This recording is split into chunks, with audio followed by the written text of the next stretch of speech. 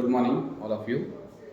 Today I am going to deliver a lecture on stomach ulcer, that is also called peptic ulcer. So, when we talk about ulcer, any eruption of gastric protective mucosa is called gastric ulcer. Gastric ulcer means when the ulcer is present in the gastric region or the stomach region of our body, then it is called gastric ulcer. And when the ulceration is present in intestinal region, means first part of intestine, duodenum, then that is called duodenal ulcer. So basically peptic ulcer is of two types. Number one, gastric ulcer. Number two, peptic ulcer. I'm going to show you the location of gastric and peptic ulcer. This is gastric ulcer when the eruption of protective gastric mucosa. There is a structure called mucosa which covers the all stomach lining, and it protects the stomach from hydrochloric acid, gastric acid, which is secreted from the cells. Gastric acid is secreted here, and the mucosa layer protects the stomach lining from gastric acid. Okay, when the ulceration or eruption of gastric protective mucosa present here, then it is called gastric ulcer. And when the ulceration is present in this region, it is called duodenum, first part of small intestine, then it is called duodenal ulcer. So basically ulcer, peptic ulcer is of two types, gastric ulcer and duodenal ulcer. So ulcer is what? Ulcer is the eruption of gastric protective mucosa. Protective mucosa uh, is for protection against the gastric acid. So it provide protection to inner organs, inner structures of stomach lining from gastric acid.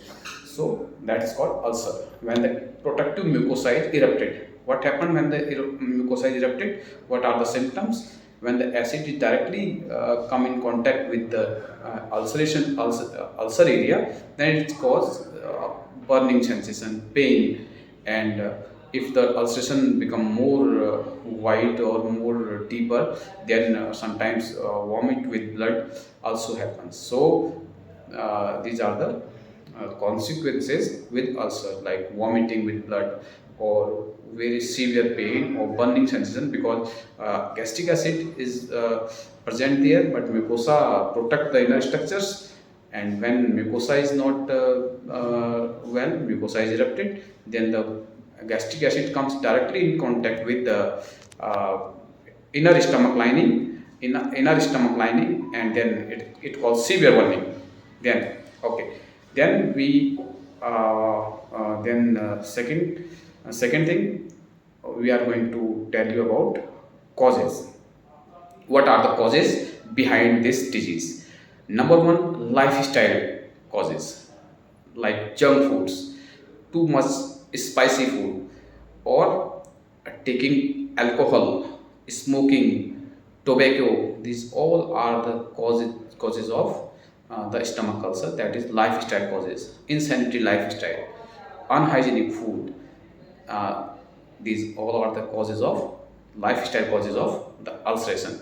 Apart from that, when the mucosa become weak, second cause, mucosa become weak due to inappropriate use of drugs, or by heredity, or inappropriate use of certain medicines, drugs like steroids, like NSAIDs, non-steroidal anti-inflammatory drugs, that is painkillers. When you use painkillers inappropriately or steroids, what happened? The mucosa become weak. The protective mucosa become weak, and ulceration happens. So this is the second cause, when the mucosal defense become weaker due to use of unappropriate drugs, like unappropriate use of steroids, corticosteroids, prednisolone, nomnocortil, and inappropriate use of NSAIDs like brufen, daclo, paracetamol, all that.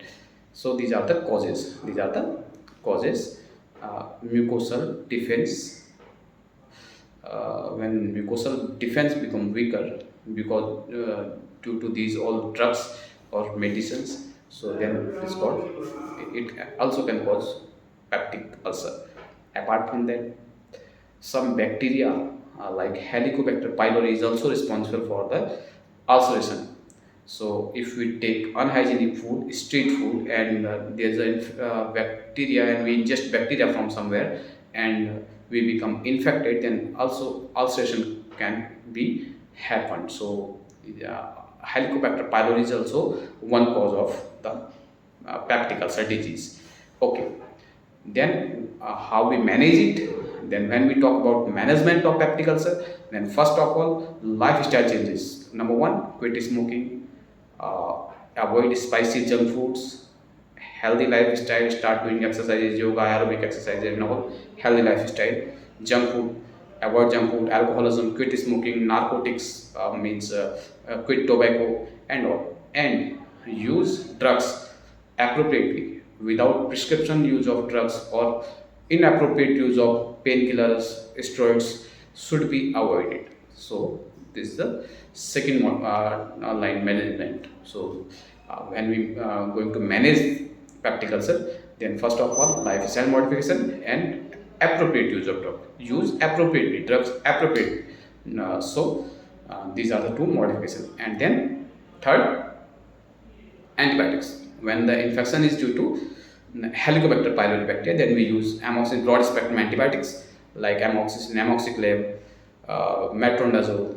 So these are the antibiotics which are used in combination to kill that bacteria, Helicobacter pylori. And then how to manage the symptoms? We use first line to heal the ulcer or make the healing process faster. We use antacids.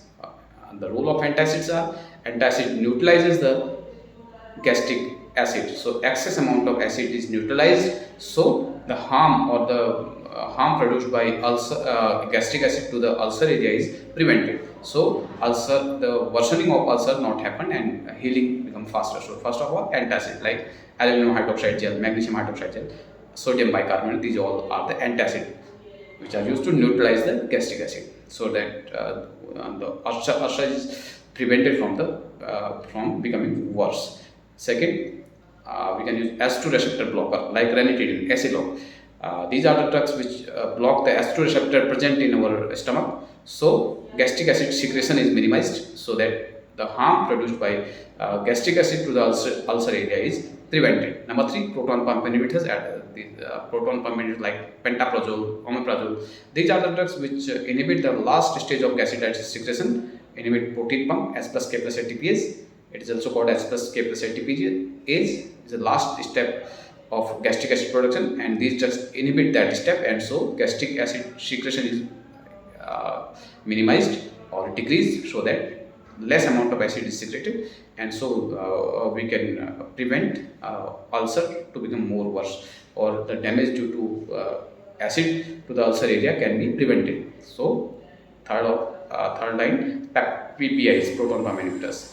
After that, some drugs like sucralfate, these are also called ulcer protectant. These drugs like sucralfate makes a jelly-like structure. When we ingest sucralfate, sucralfate becomes a jelly-like structure, and it covers the ulcerative area. It covers the ulcerative area, make a patch over the ulcer area, stick the jelly-like structure sticks on the ulcer surface and protect the ulcer surface from gastric acid and from food particles and all. So ulcer area is protected, so healing becomes faster. So these all are the categories which used to manage the symptoms or accelerate or fasten the process of healing. So I hope you will understand what is peptic ulcer, what are the causes, what are the management, and various pharmaceutical therapies to cure or to manage the symptoms of this deadly disease. Thanks a lot.